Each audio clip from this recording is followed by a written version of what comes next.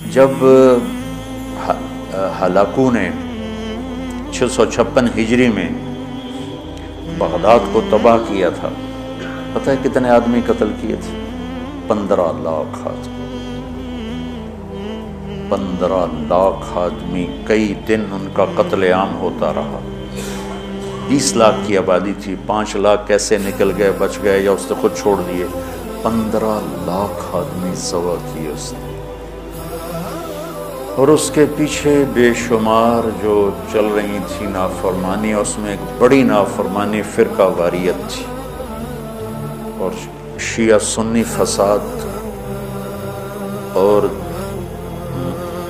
شافی حنفی فساد، مالکی حنبلی فساد۔ اب تو چونکہ اللہ نے ایسے بلاک بنا دیے کہ جو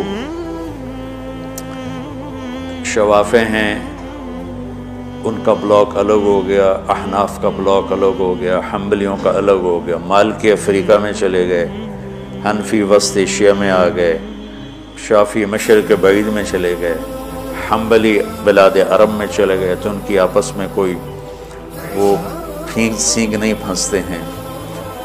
لیکن چونکہ شیطان نے تو محنت کرنی ہے، تو اہل السنت والجماعت ہو کر آپس میں اتنے لڑائیاں ہیں، اور مختلف جتنے بھی مکاتب فکر ہیں سب کے آگے مختلف مکاتب فکر ہیں، اور وہ آپس میں نفرتوں تک پہنچے ہوئے ہیں اور بغض تک پہنچے ہوئے ہیں۔ یہی حال بغداد کا تھا، یہی حال بغداد کا تھا۔ اللہ مجھے بڑے بول اور دعوے سے بچائے۔ بچوں، تاریخ پڑھے بغیر دین سمجھ میں نہیں آتا پوری طرح۔ آدمی عبرت نہیں لے سکتا، سبق نہیں لے سکتا، صرف فقہ میں گم ہو کر ایک عجیب قسم کی وہ مخلوق بن جاتا ہے۔ پورا قرآن سامنے ہو، پوری نبی کی سیرت سامنے ہو، تاریخ سامنے ہو، تو فیصلہ کرنا آسان ہوتا ہے۔ بغداد کو دیکھ کر دیا ہلاکو خان نے کہ اس کے پیچھے بڑا سبب یہ آپس کے روزانہ مناظرے ہوتے تھے۔ 317 ہجری میں 317 یعنی ابھی خیر القرون ختم ہوا ہی تھا، بغداد میں حنبلی اور غیر حنبلی مناظرے میں اس قدر فساد ہوا کہ سینکڑوں آدمی قتل ہو گئے، ایک دوسرے کی جان کے ایسے درپے ہوئے۔ دونوں طرف سے اہل سنت ہیں، لیکن ایک دوسرے کی گردنیں اڑا دی، اور یہ عام ہونے لگے۔ تو اللہ تعالیٰ کی طرف سے وہ عذاب بن کر آیا 656 ہجری میں۔ اس نے سارے بغداد کی اینٹ سے اینٹ بجا دی، اور ساری کتابیں اٹھا کے دریائے دجلہ میں ڈال دی۔ دریائے دجلہ کا پانی 1 مہینے سیاہ ہو کے بہتا رہا، اتنی کتابیں اس نے ڈال دی۔ اور اللہ نے ایسا روب ڈال دیا مسلمانوں پر کہ 40 آدمی کھڑے ہوئے ہیں، اور ایک تاتاری مغل کہتا ہے سارے یہیں کھڑے رہو، میں تلوار لے کے آ کے تمہیں قتل کرتا ہوں۔ اس کے ہاتھ میں تلوار بھی نہیں ہے، وہ تلوار لینے جاتا ہے، وہ 40 وہیں کھڑے ہوئے ہیں، بھاگتے بھی نہیں ہیں، واپس آ کر 40 کی گردن اڑاتا ہے۔ میں مستند کتابوں سے البدایہ سے آپ کو بتا رہا ہوں۔ اللہ کے نبی نے 4 دعائیں مانگی، مسجد اجابہ، اب وہ حرم میں شامل ہوں گے، توڑ دیا اس کو۔ مدینہ میں، یا اللہ میری امت پہ تیرا ایسا عذاب نہ آئے جو انہیں ختم کر دے، اللہ نے کہا قبول ہے۔ یا اللہ ان پر کوئی زمینی ایسا عذاب نہ آئے جو انہیں ختم کر دے، اللہ نے فرمایا قبول ہے۔ یا اللہ ان پر کوئی دشمن ایسا نہ آئے جو انہیں مٹا دے، اللہ نے فرمایا قبول ہے۔ یا اللہ ان میں آپس میں اختلاف نہ ہو، تو اللہ نے فرمایا نہیں میرے محبوب، یہ قبول نہیں، اختلاف ہوگا۔ یہ پیپر ہو رہا ہے، امتحان ہے، امتحان میں ہم دیکھیں گے کون حدود پہ قائم رہتا ہے، کون حدود کو پار کرتا ہے۔ تو اختلاف اس کائنات کی لازمی چیز ہے، مذہب کے نام پر بھی ہوگا، سیاست کے نام پر بھی ہوگا، اور چھوٹی چھوٹی باتوں پر ہوگا، اور صحیح نیت کے ساتھ بھی ہوگا اور فساد کی نیت کے ساتھ بھی ہوگا۔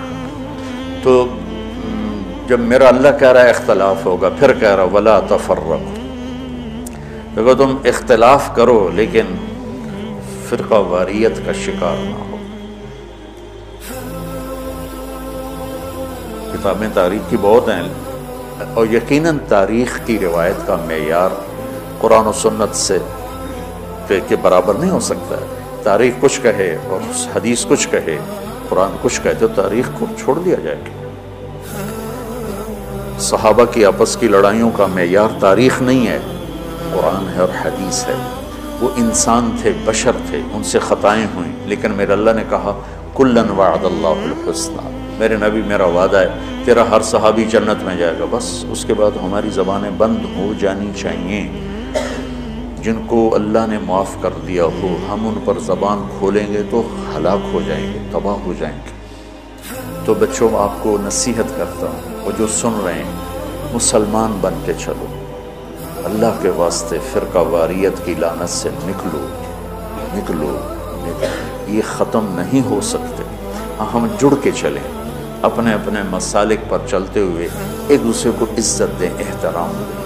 مولانا محمد قاسم نانوتوی رحمۃ اللہ علیہ، جنہوں نے دیوبند کی بنیاد رکھی، بہت بڑے مناظر تھے بر صغیر کے، ساری زندگی کسی مسلمان فرقے سے مناظرہ نہیں کی، ساری زندگی۔ حضرت تھانوی کے مواعظ 30 جلدوں میں ہیں، پڑھو۔ کسی پر رد کیا ہو ایسا بدتمیزی کے ساتھ اور اس طرح اس کی پگڑی اچھالی ہو، جن کے نام پر دیوبندیت قائم ہے، مولانا گنگوہی رحمت اللہ، یہ آج جو پھدک رہے ہیں ممبروں پر، یہ تو کوئی نہ ہمارے لیے بنیاد ہیں اور نہ یہ ہمارے لیے نمونہ ہے۔ 3 آدمی بنیاد کی ہستی رکھ، ایک حضرت تھانوی، ایک حضرت گنگوہی، ایک حضرت نانوتوی، یہ 3 آدمی پلر ہیں دیوبندیت کے۔ دیکھو انہوں نے کس طرح، اگر کہیں کسی کا رد بھی کیا ہے تو ایسے نہیں کیا کہ انسانیت سے گرا ہوا کلام ہو یا لہجہ ہو یا گفتگو ہو۔ اور مولانا قاسم صاحب رحمۃ اللہ علیہ نے ساری زندگی کسی مسلمان فرقے سے مناظرہ نہیں، ہندو سے کیا، سکھوں سے کیا، دہریوں سے کیا، عیسائیوں سے کیا، نیچریوں سے کیا، لیکن کسی مسلمان فرقے کے خلاف آپ نے مناظرہ نہیں کیا۔ تو میں تمہیں نصیحت کرتا ہوں، امت پہلے ٹوٹی پڑی ہے، دین کا کام کرنا ہے تو وہ کرنا جو تبلیغ والے کر رہے ہیں، کہ سب کو جوڑ رہے ہیں، سب کو محبت کا پیغام دے رہے ہیں۔ اگر منفی کام کرنا ہے تو گھر بیٹھ جانا یا ہم سے تعلق توڑ دینا، ہماری نسبت ہمیں واپس کر دینا، پھر جو تمہاری جی میں آئے کرتے رہنا۔ میں تمہیں مثبت کردار میں دیکھنا چاہتا ہوں کہ تم امت میں جاؤ تو تمہارے ایک ڈاکٹر جاتا ہے ایک محلے میں اور 4 سال کے بعد اس کا ہسپتال کھڑا ہوتا ہے، 10 مولوی ایک محلے میں جاتے ہیں اور ان کا نام و نشان تک مٹ جاتا ہے۔ ایک جعلی حکیم بیٹھ جاتا ہے اور اس کے مریضوں کا رش لگ جاتا ہے، جعلی پیر بیٹھ جاتا ہے تو تعویذ لینے والے کوئی لائن لگی ہوتی ہے، اور ایک اچھے مدرسے کا پڑھا ہوا بچہ اپنے ماحول میں جاتا ہے، وہ کوئی اثر ہی نہیں چھوڑتا۔